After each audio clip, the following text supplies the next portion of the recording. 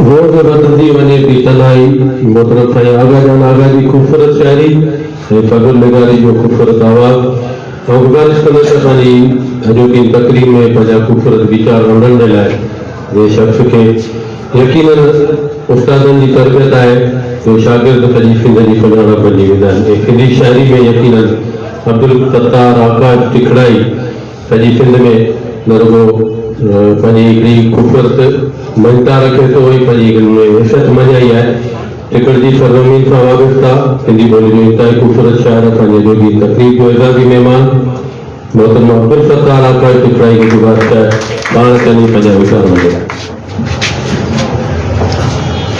सदायती सबका बुख न बासे का जही तेही ज़ात जी जुम्बश काने का मोसी हले साज जी मिठो न करे।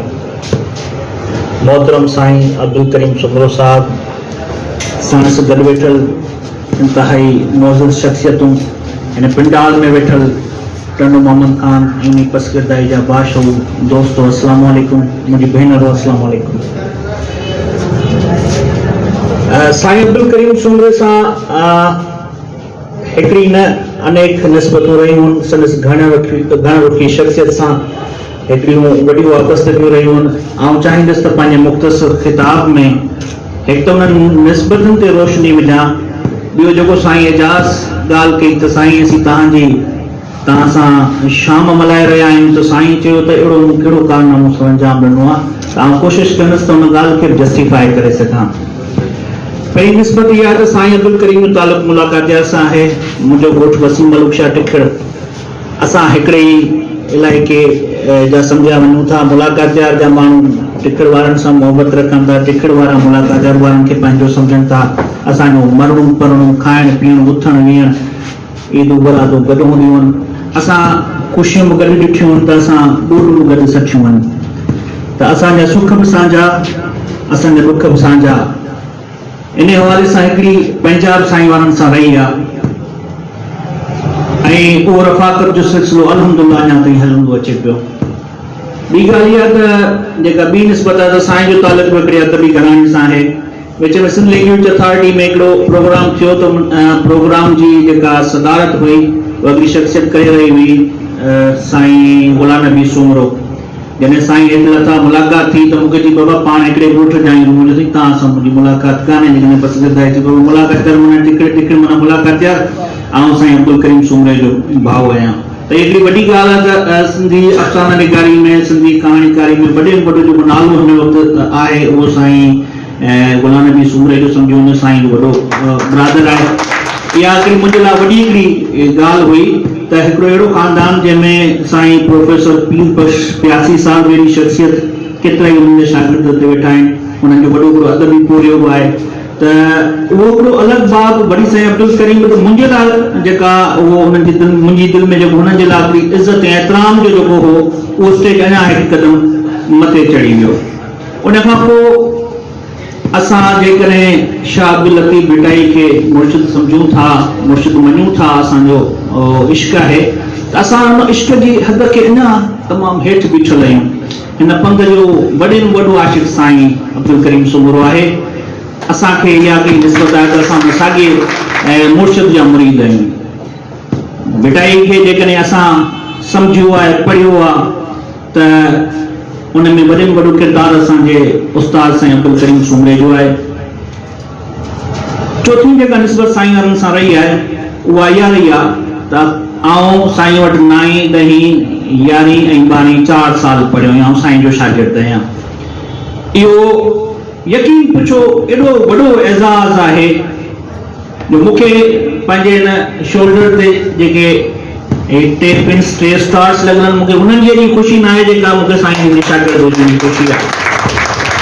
9th क्लास 14 सालनि जी उमिरि में साईं बैत ॿुधायो त मूं से ॾिठा मां टिनी ॾिठो फ्री के तिनी संधी का करे न सघां ॻाल्हिड़ी या साईं जेको ॿुधायो अॾे अॾे ओॾे छॾेगा भेणियूं टिकाणा ऐं टोल पियान पट में भेणियूं लफ़्ज़ टोल लफ़्ज़ 14 साल जे छोकिरे खे कहिड़ी ख़बर हिकु हिकु लफ़्ज़ सम्झाई ऐं उमिरि जे हिन हिसे ताईं उहा सम्झाणी उहो लफ़्ज़ अञा ताईं ज़हन था।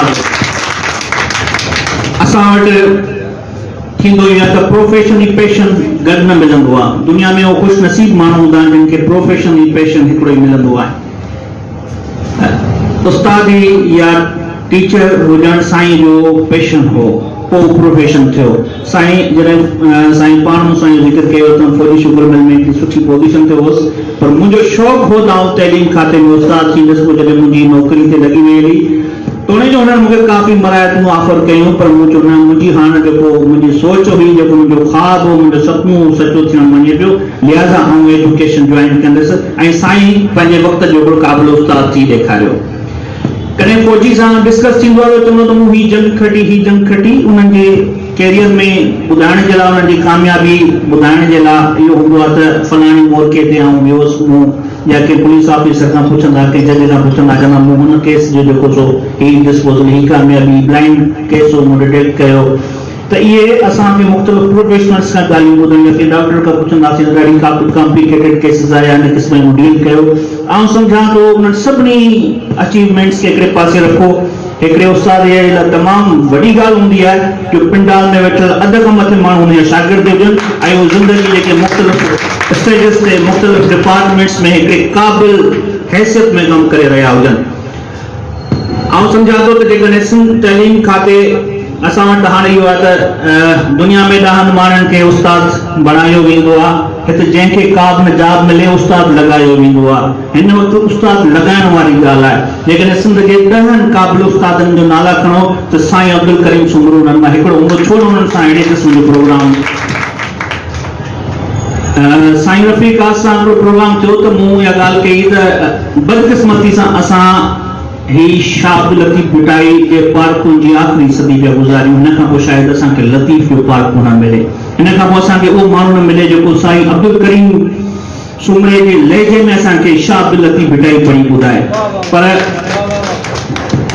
साईं हिते ॿियो हिकिड़ो मुंहिंजो मोहतरम दोस्तो मुंहिंजी राय सां इख़्तिलाफ़ रखियो, न उहो जेको तव्हां सम्झो था त उहो जेको पार्कूं हुजनि उहो वरी कंहिं जदीद रंग में ईंदो, कंहिं टेक्नोलॉजी जे रंग में ईंदो। पर आउं सम्झां थो त टेक्नोलॉजी ह्यूमन माइंड खे जेको आहे उहो रिप्लेस नथी करे सघे। हिननि माण्हुनि जो जेतिरो वक़्तु हलासीं, हिननि खे ज़िंदगी ॾिनी आहे, असां सिहत ॾिनी आहे, हिननि खां सिखणु घुरिजे। हिननि खां इहा शइ सम्झणु घुरिजे त मुहबत जॾहिं इश्क जे मेराज ते पहुचंदी आहे त कीअं थींदो आहे। लतीफ़ खे जॾहिं पढ़बो आहे त बावजूदी पढ़बो आहे। इहा ॻाल्हि असां साईं खां सिखी आहे। आख़िर में साईं खे भिटाई ॾींदसि सटनि सां, बेटा ॾींदसि त मूं से ॾिठा मां जनी ॾिठो परी खे टिनी संदी का करे न सघां। ॻाल्हि तव्हां सभिनी जा थोरा महिरबानी।